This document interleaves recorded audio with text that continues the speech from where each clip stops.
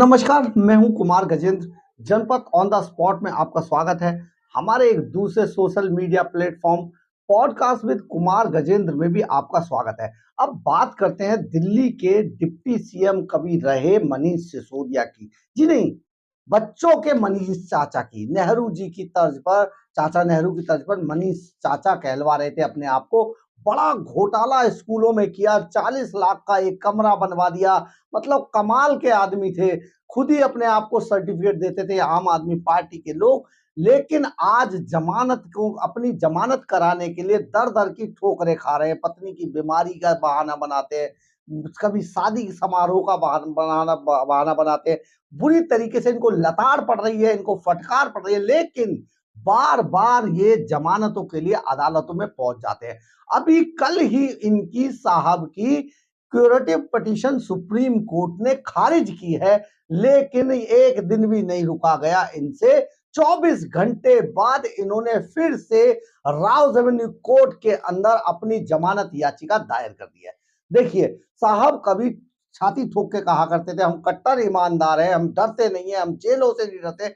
अरे भैया, जब जेल से नहीं डरते तो आज जमानतों के लिए इतना देश का पैसा क्यों बर्बाद कर रहे हो? दिल्ली के टैक्स पेयर का पैसा इतना क्यों बर्बाद कर रहे हो वकीलों पर? ये सारी चीज जिस तरीके से मनीष सिसोदिया को 24 घंटे के अंदर भी सब्र नहीं हुआ, ये अपने आप में दर्शाता है कि ये कितने अब घबरा चुके हैं, जेलों से डर चुके हैं, जेलों के अंदर रहते रहते।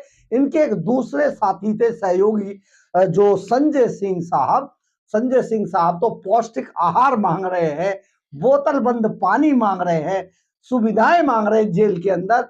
दूसरे कैदियों को नहीं मिलती है, इनको माननीय बना दीजिए। ये पहले आम आदमी कहलवा कर आए थे, जनता को धोखा देकर आए थे कि हम आम आदमी है। आज इन्हें सुविधाएं माननीयों वाली चाहिए, क्योंकि इनकी अब जो लग्जरी लाइफ थी, जो इनका छुपा हुआ चेहरा था, वो अब सामने आ चुका है। तो अब हम बात कर रहे थे जो मनीष सिसोदिया की, उनसे 24 घंटे भी रुका नहीं गया और वो तुरंत निचली अदालत में उन्होंने फिर से याचिका लगा दी कि मुझे जमानत दे दी जाए। जबकि सुप्रीम कोर्ट से लेकर हाई कोर्ट से लेकर चीफ जस्टिस की बेंच तक ये कह चुकी है आपके खिलाफ बहुत गंभीर आरोप है।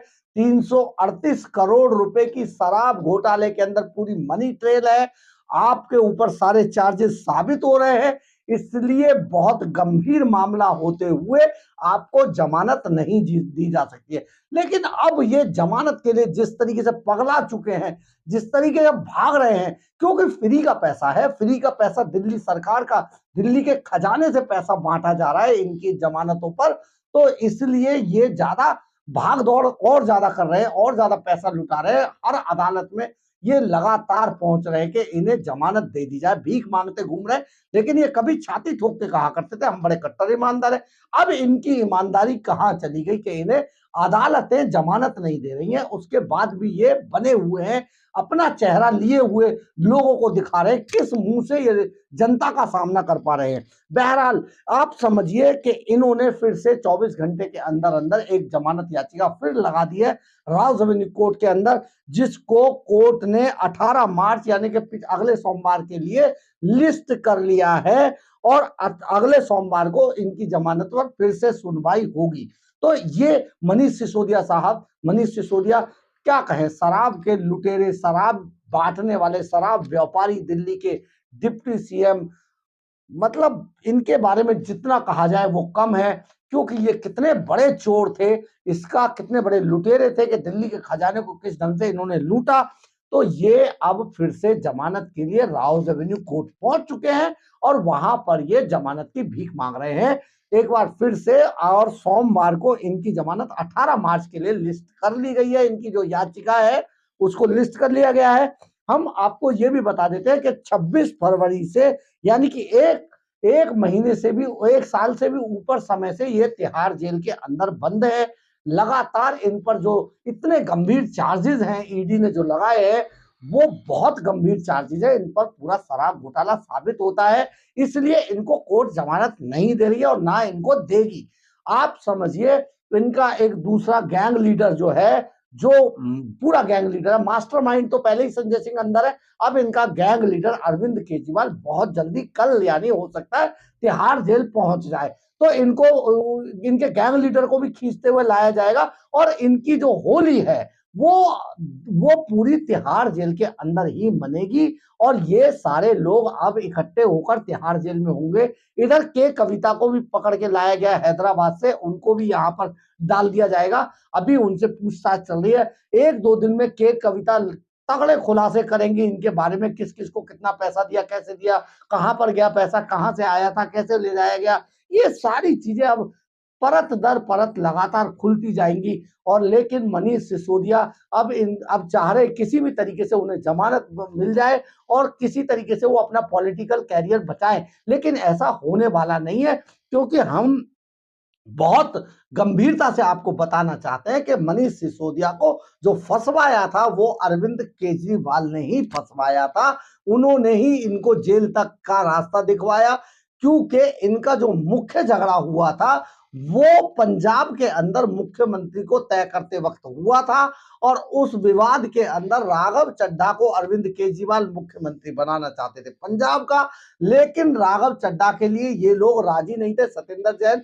और मनीष सिसोदिया ये उस पर एग्री नहीं किए। इसके बाद मैडम सीएम को रखा गया कि उनको बना दिया जाए, उस पर भी एग्री नहीं हुआ, तो लास्ट में भगवंत मान को पंजाब में मुख्यमंत्री बना दिया गया था। और इस झगड़े के बाद जब ये दो आमने सामने हुए तो बाद में अरविंद केजरीवाल ने ही मनीष सिसोदिया को सबसे पहले शराब घोटाले में फंसवाया, उसके बाद सत्येंद्र जैन भी गए और सत्येंद्र जैन के बाद संजय सिंह गए, जो नंबर 2 पर आया वो तिहाड़ जेल पहुंच गया।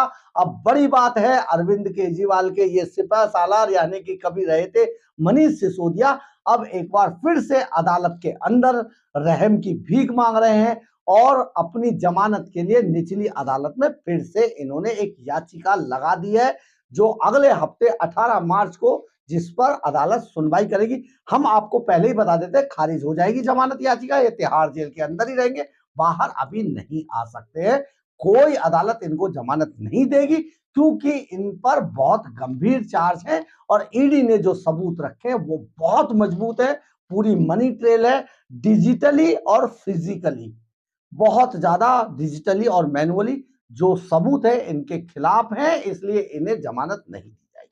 बहरहाल जो भी हो, जमानत लगाने का इनका फंडामेंटल राइट है, जिसको ये इस्तेमाल कर रहे हैं, लगाते रहे, करते रहे, पैसा बर्बाद करते रहे, दिल्ली के खजाने का इनको कोई फर्क नहीं पड़ेगा, लेकिन दिल्ली के लोगों को फर्क पड़ेगा, क्योंकि उनके हिस्से का, उनके डेवलपमेंट के पैसे को इनकी अदालती कार्रवाई पर बर्बाद किया जा रहा है। बहरहाल जो भी हो, देखते हैं आगे क्या होता है। अगर आपको हमारी खबर अच्छी लगी हो तो आप इसे लाइक, सब्सक्राइब और शेयर जरूर कीजिएगा। कमेंट्स बॉक्स में अपनी राय जरूर लिखिएगा, इससे हमें ऊर्जा मिलती है। जय हिंद, जय भारत।